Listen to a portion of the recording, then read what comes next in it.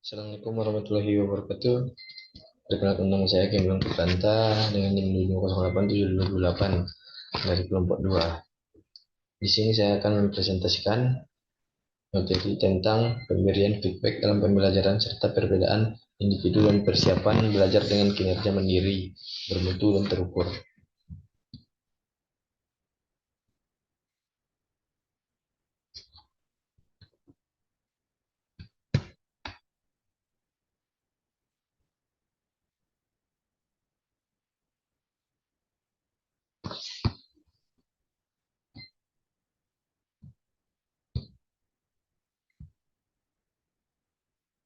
Pokok pembahasannya adalah klasifikasi feedback, fungsi feedback ekstrinsik, feedback program, menentukan kecepatan feedback yang dibuat, menentukan frekuensi pemberian feedback, perbedaan ability, pengaruh usia terhadap keterampilan, inteligensia, dan penampilan motorik.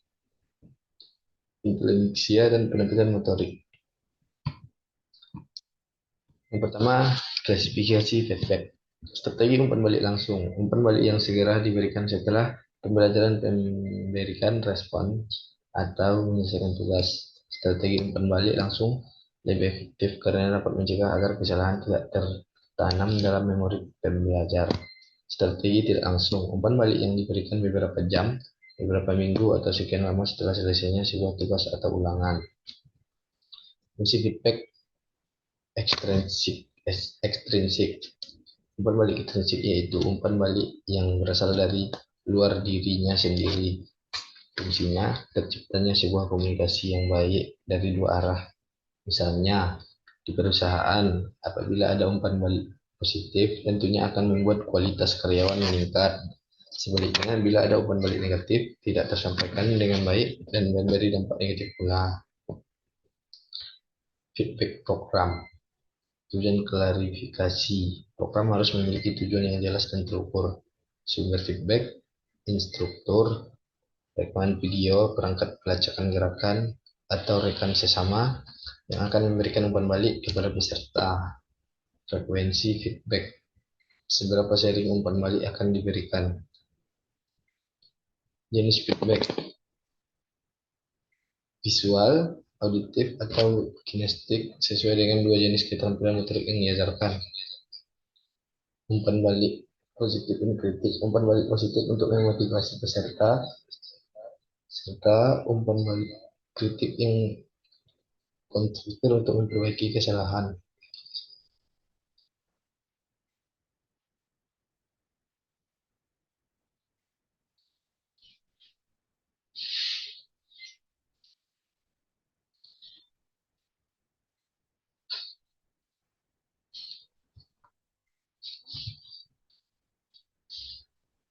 Umpan balik spesifik. Memberikan umpan balik yang spesifik terkait dengan aspek-aspek tertentu dari gerakan motorik sebagai peserta, sehingga peserta tahu apa yang harus mereka perbaiki. Pemantauan kemajuan. Melacak kemajuan peserta dari waktu ke waktu dan menyesuaikan program feedback sesuai dengan perkembangan mereka.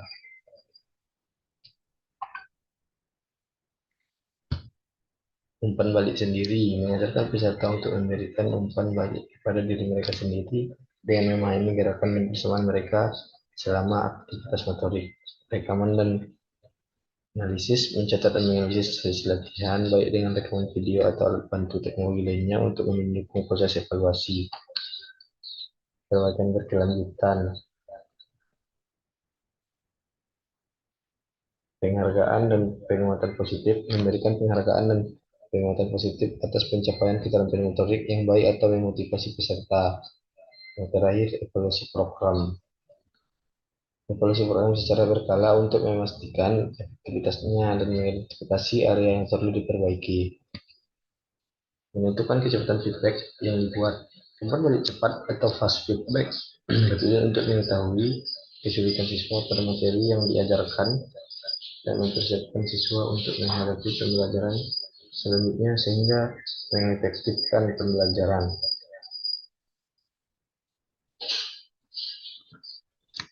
Selanjutnya, menentukan frekuensi pemberian feedback.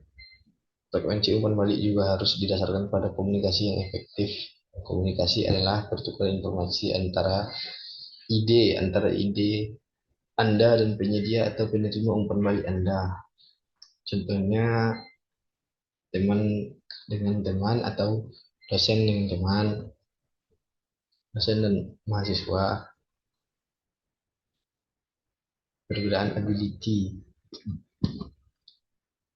Menurut Chaplin 2013,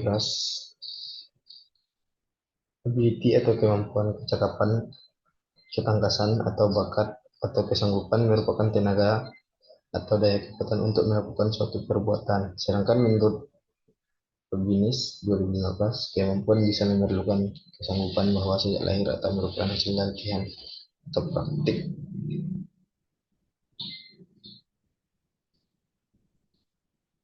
Kemampuan dapat dibagi menjadi dua jenis, yaitu sebagai berikut. Kemampuan intrinsik adalah kemampuan yang tercakup di dalam situasi belajar dan memenuhi kebutuhan dan tujuan tujuan murid. Kemampuan ekstrinsik adalah kemampuan yang hidup dalam diri dan berguna dalam situasi belajar yang fungsional. Menurut pengaruh usia terhadap keterampilan, perbedaannya terletak pada penampilan, proporsi tubuh, berat dan badan, dan panjang badan, serta keterampilan yang dimiliki. Menurut Ali Muhadi Wijaya 2009, masa kecil disebut sebagai saat ideal untuk mempelajari keterampilan motorik. Tubuh anak lebih lentur ketimbang tubuh orang dewasa sehingga anak lebih mudah menguasai keterampilan gerak. Anak belum banyak memiliki keterampilan yang akan berbenturan dengan keterampilan yang baru dipelajarinya, sehingga anak akan mempelajari keterampilan baru dengan lebih mudah. Secara keseluruhan, anak lebih berani mencoba pada saat kecil ketimbang setelah besar atau dewasa. Intelijensia dan keterampilan motorik. Hal yang mempengaruhi proses pembelajaran motorik antara lain faktor individu, lingkungan, peralatan dan atau fasilitas dan pengajar. Faktor individu berkaitan dengan potensi, bakat, kemampuan dan kemauan seseorang pembelajar.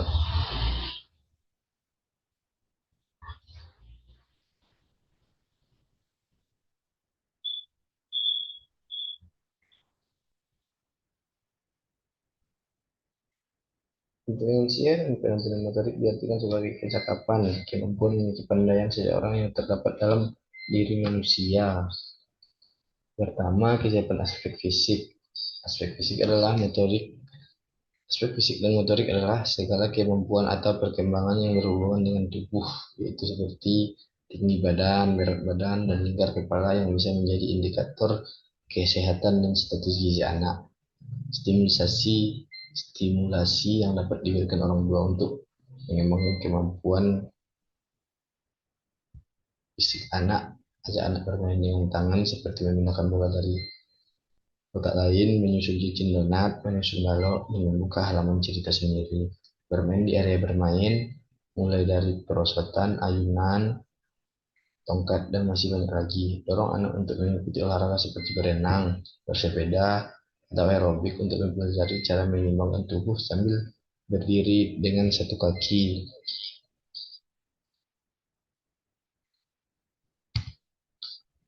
Mungkin hanya itu yang dapat saya sampaikan. Sekian, mohon maaf jika ada kesalahan. Assalamualaikum warahmatullahi wabarakatuh.